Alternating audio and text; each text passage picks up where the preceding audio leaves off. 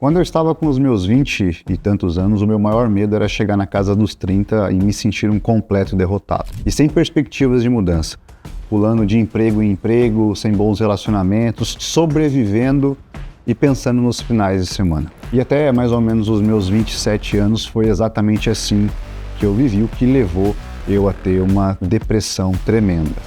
Então eu comecei a conversar com muita gente que eu admirava, tentando identificar os pontos em comum que essas pessoas tinham para ter o sucesso na vida delas. E antes mesmo de eu pensar em fazer coisas, eu percebi que eu tinha que aniquilar completamente algumas coisas e alguns comportamentos da minha vida e fortalecer apenas outras. E depois que eu fiz isso, como mágica, as coisas realmente começaram a acontecer. Eu vou listar aqui para vocês 5 coisas que destroem a vida dos homens jovens e que eu acredito que serve para muitas mulheres também. E a primeira coisa, disparado, é se você escolher a mulher errada para se relacionar, ou o homem errado para se relacionar, o parceiro errado. Isso tem um impacto tremendo na sua vida e são incontáveis as histórias de pessoas que, a partir de um momento, viveram um relacionamento de médio prazo e quando largaram o cônjuge ali, se separaram, ambas as pessoas começaram a se dar muito bem na vida. A gente começa a perceber que o problema era quando essas pessoas estavam juntas e não necessariamente um ou o outro. Era realmente a junção dos dois que não fazia com que esse casal prosperasse na vida. Então escolher o seu parceiro é a escolha mais importante, sem dúvida nenhuma, para a sua vida, se é que você deseja ter uma vida ao lado de alguém, né? O relacionamento ele precisa ser igual um hábito, é uma rotina. O ciúme, as discussões fúteis, eles acabam minando o relacionamento e acaba dispersando a energia e o vigor daquele casal.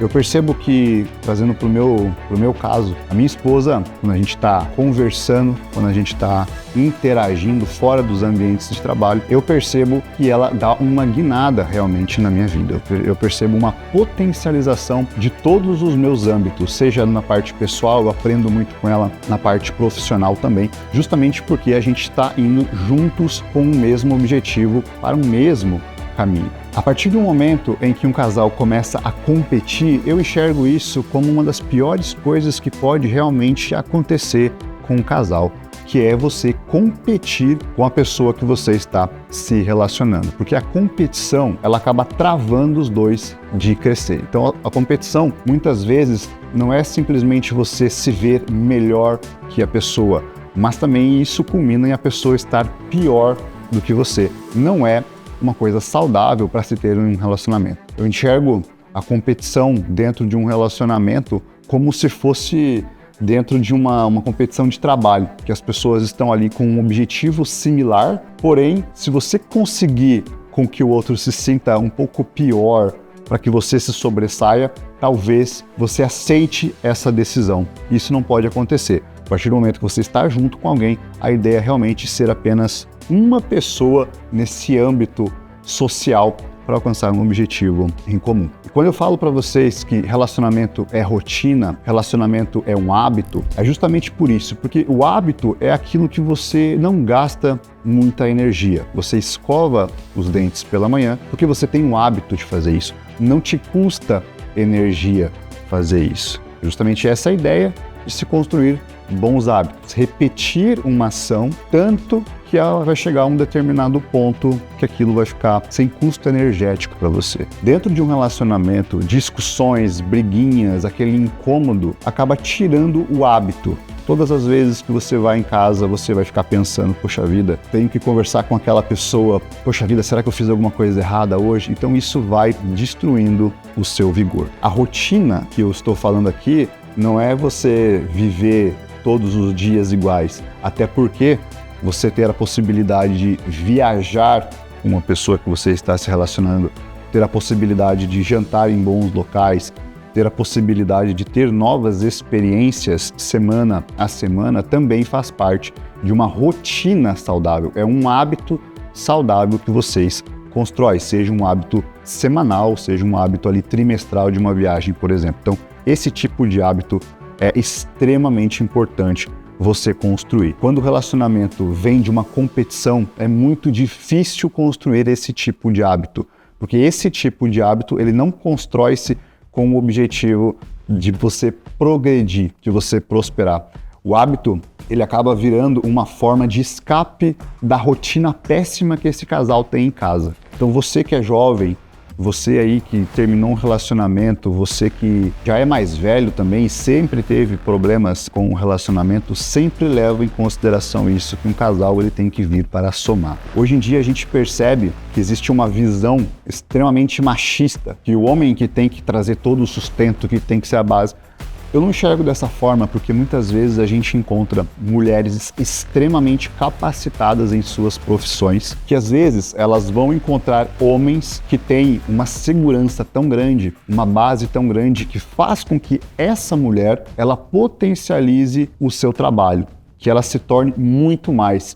Por exemplo, um homem que segura as pontas em casa e fala, cara, pode ficar muito tranquila que eu vou trabalhar para você fazer o seu mestrado, para você fazer o seu doutorado, para você trabalhar, para você realmente desenvolver o seu trabalho e você poder progredir. Isso é um tipo de relacionamento que é extremamente saudável, não existe competição aqui. Eu hoje estou dando 90% e a minha esposa, é um exemplo, né, está dando 10%. Vai chegar um determinado momento que pode inverter isso, tanto em questão financeira, mas também a gente pode falar isso em questão de emocional, questão social, questão de relacionamento. Então, esse foi um dos maiores aprendizados que eu tive na vida. Pessoas que tinham sucesso no longo prazo, pessoas que não tinham aqueles setbacks que voltavam para trás depois de determinado tempo, sempre tinha uma pessoa extremamente importante na vida deles. E eu vou falar uma coisa para você. No momento que eu estava pior da minha vida, nessa depressão, nesse que foi o vale que eu falo, que foi realmente quando eu me afundei e eu precisava de uma saída, eu não tinha dinheiro para absolutamente nada. Foi nesse momento que a minha esposa, que naquela época era minha namorada, que era estagiária, ela tirava do dinheiro dela, do pouquinho que ela ganhava, para a gente poder jantar fora, para a gente poder fazer alguma coisa, o que me humilhava aquilo, porque ela não ganhava bem e eu estava numa fase muito ruim. Mas ali eu entendi que aquela era a mulher que eu precisava pro resto da minha vida, porque ela acreditava em mim, ela via um potencial. Ela estava dando 99% dela, enquanto eu tinha 1% de sobrevida. Então isso faz muita diferença na sua vida. Escolha o seu relacionamento a dedo. Muitas vezes, pessoal, o que é triste é que você pode ter uma paixão enlouquecedora, como a gente vê muitos casos por aí, mas é uma paixão enlouquecedora que não te leva a lugar nenhum, que só te leva a sofrimento. Pensa com carinho nisso. A segunda coisa que eu percebo que muitos homens fazem e que destrói completamente as suas vidas é não abandonar as amizades com homens fracos. Homens que não têm interesse de crescer profissionalmente, de crescer como pessoa realmente, de crescer no nível social, de procurar relacionamentos sólidos. Normalmente, isso acontece muito com aqueles grupos de amigos de longa data. Pessoas que saem ali de uma adolescência, entram numa fase de jovem adulto e mantêm essas mesmas amizades por muito tempo. E esse grupo, ele acaba se fechando, acaba sendo um grupo que não progride justamente porque o ambiente protege. Todos aqueles ali têm, inclusive, medo de sair, porque todo mundo é fracassado, então todo mundo se sente acolhido por aquele ambiente. Se você não cortar as suas amizades, se você não abandonar as suas amizades com esse tipo de homens, você sempre vai fazer parte da bolha. E isso é muito fácil de nós identificarmos. Basta você ver um grupo de amigos em que alguma dessas pessoas, imagina que tem 5 pessoas, 4 pessoas ali, alguma dessas pessoas começa a se destacar mais. Normalmente a pessoa que começa também a virar motivo de piada, porque ele abandonou a mediocridade daquele grupo. E é de extrema importância você abandonar o convívio com esse tipo de pessoa, senão você vai ser um homem fraco para o resto da sua vida.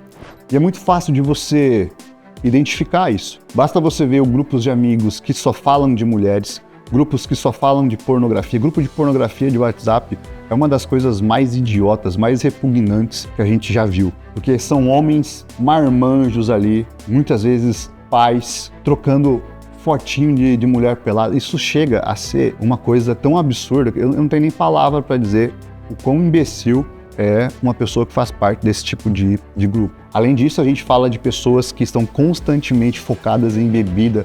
Ah, porque eu comprei um Black não sei o que, eu comprei um Johnny não sei o que, um Jack Daniels, coisa de adolescente, né, de 16, 17 anos, que você começa a beber e você tem realmente aquela euforia de fazer as coisas. A gente vê com homens barbados aí de 25, 30 anos e até muito mais velhos, esse tipo de ambiente de homens fracos que não se desenvolvem justamente porque ficam presos nesses prazeres banais que não vão te levar a lugar nenhum.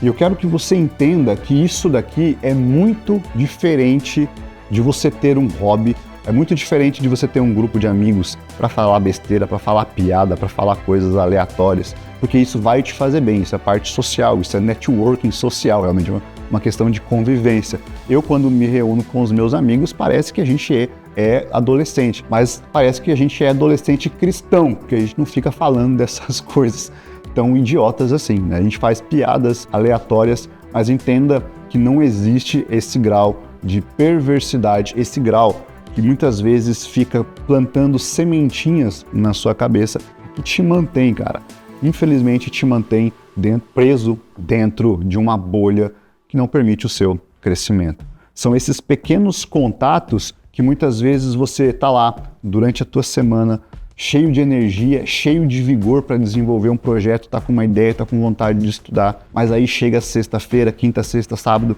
todo esse vigor que você tem acumulado e você acaba sendo totalmente desperdiçado com esse tipo de pessoa que rouba a sua energia. Inclusive eu falo muito para vocês, já fiz até um vídeo, vou deixar aqui embaixo para vocês, que é: não joga suas pérolas aos porcos, irmão, joga lavagem, como já diria, tem na Bíblia isso, obviamente, mas quem trouxe para nós de uma forma muito mais didática e prática foi o Mano Brown. Não joga suas pérolas aos porcos, irmão, joga lavagem, eles preferem assim, você tem que usar pioiagem. As suas pérolas é a partir do momento em que você começa a se entregar, começa a falar coisas: pô, galera, tô pensando em fazer um curso diferente, tô pensando em fazer uma faculdade, tô pensando em investir nisso daqui. Se você tá jogando as suas pérolas, normalmente esse grupo de amigos vai falar: ih, olha lá o Elon Musk querendo ser o diferentão, olha lá o trader, olha lá o... Cara, esse tipo de galera que vai te afundar. Presta muita atenção nisso aí.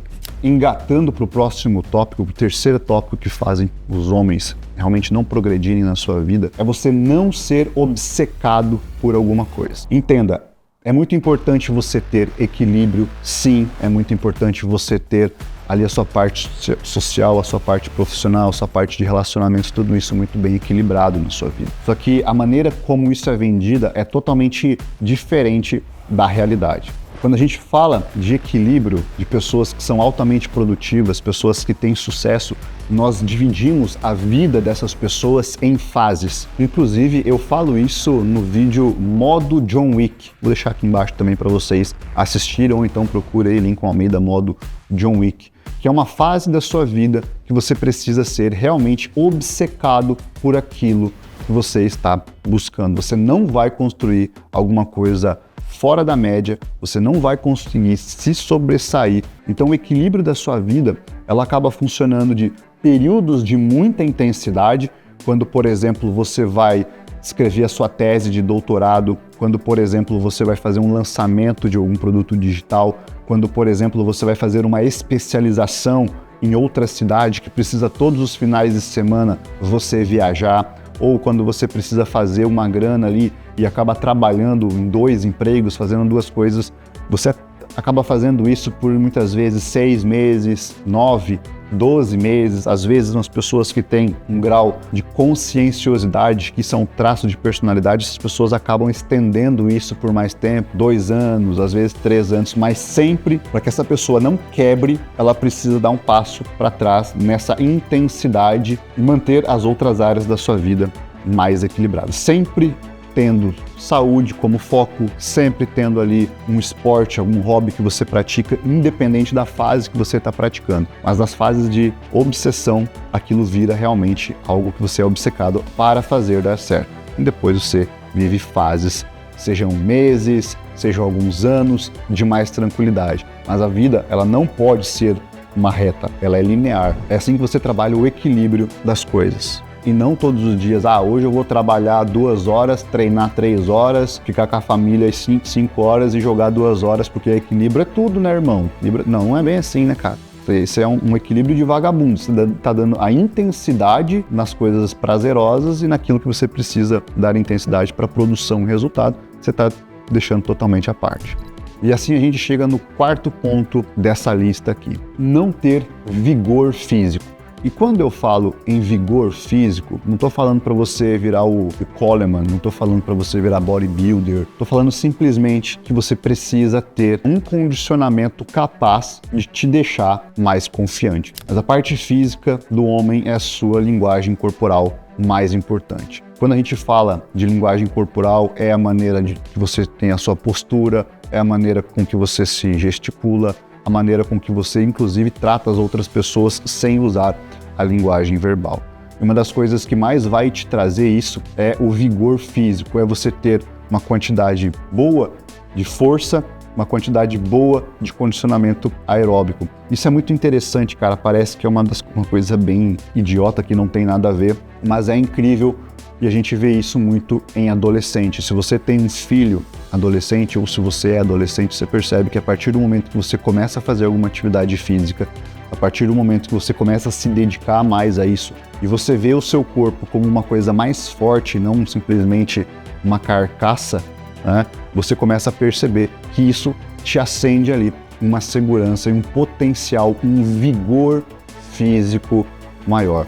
É importante que, mesmo nessas fases de mais intensidade em trabalho ou em outros projetos, que você consiga manter o máximo possível o seu vigor físico, pensando em questão de segurança, de autoconfiança e realmente de você ter uma longevidade, inclusive no seu projeto. Porque um corpo fraco, tá? Você tem um corpo ali que não tem um vigor físico, você não tem um bom condicionamento, isso somando a alguns meses de trabalho mais intenso, vai fazer o seu corpo entrar em colapso. Então você precisa ter um corpo saudável, precisa ter vigor físico para enfrentar as coisas. E mais uma vez, isso não tem a ver simplesmente com a estética, não tem a ver com você ser um atleta, tem a ver com você ter autoconfiança e se sentir capaz de realizar tarefas que muitas vezes no dia a dia poderiam ser mais difíceis. Eu lembro de uma situação de um sujeito que teve dificuldade, um sujeito empresário, bem reconhecido, ele teve dificuldade de subir escadas.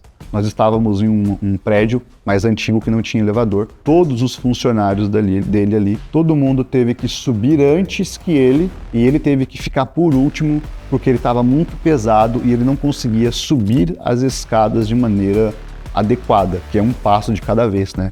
Ele tinha que subir um degrau, parar, subir um degrau, parar. Eu percebi naquele momento que a confiança daquele homem mudou muito.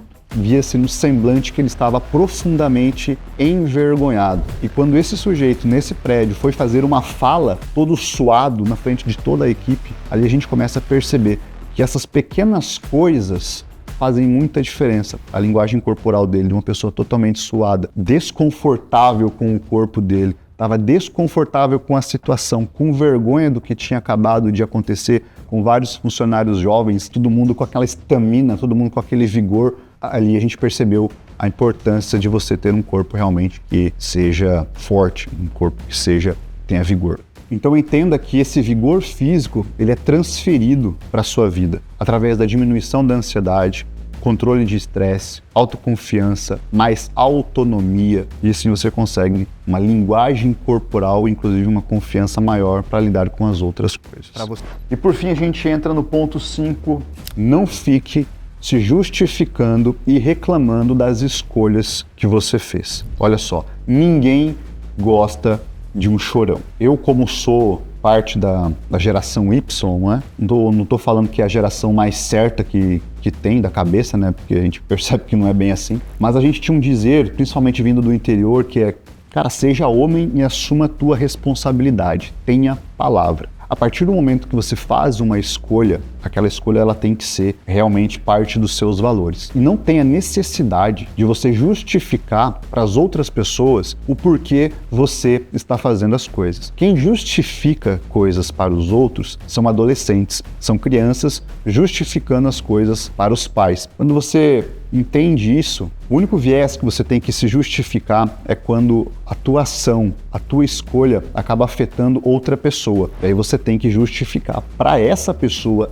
em específico o porquê das suas ações, por questão de empatia, para não ser também um babaca. Mas de resto, você não tem que justificar o porquê que você começou a treinar, você não tem que justificar o porquê que você está gastando 40% do teu salário em um curso. Você não tem que justificar o porquê que você está gastando 50% do teu tempo estudando tal coisa. Você não tem que justificar para as outras pessoas as coisas que você faz, porque isso mostra uma fragilidade, isso mostra uma fraqueza sua. E mais uma vez, a gente volta para a própria questão do tópico anterior que eu falei de autoconfiança. Pessoa que justifica as coisas o tempo todo sem ter a necessidade, porque muitas vezes as pessoas nem perguntam. Tem gente que justifica algo antes mesmo de fazer a coisa. Você está mostrando uma insegurança. E você não pode ter uma insegurança como uma pessoa adulta, tá? As tuas inseguranças, a gente trabalha em terapia, as inseguranças são nossas. Se você ficar entregando, mais uma vez, as suas pérolas aos porcos, cara, você vai ser macetado. Então não justifique e não reclame das coisas que você decidiu. Ah, agora virou modinha, virou coisa linda a gente vê bodybuilder ou atleta do que é que seja, em última semana chorandinho lá no Instagram porque tá comendo a batatinha dele com frango. Você não escolheu essa desgraça? Você não escolheu essa vida? Por que você tá reclamando? Você não precisa fazer isso. Você tá fazendo porque você quer. É uma escolha tua. Ah, eu vou fazer um videozinho aqui com uma música melódica comendo um hambúrguer depois de uma competição. Chorão, faz o negócio. Não reclama das decisões que você tomou. Tá? O máximo que a gente pode fazer é ter um minuto do tipo assim, sozinho ainda, né? Você pensa assim, fui um burro do...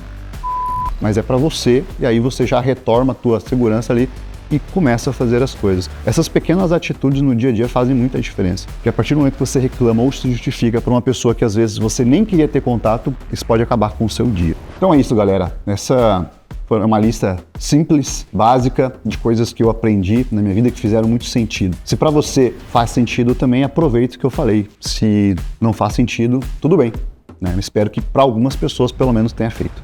Abraço para você.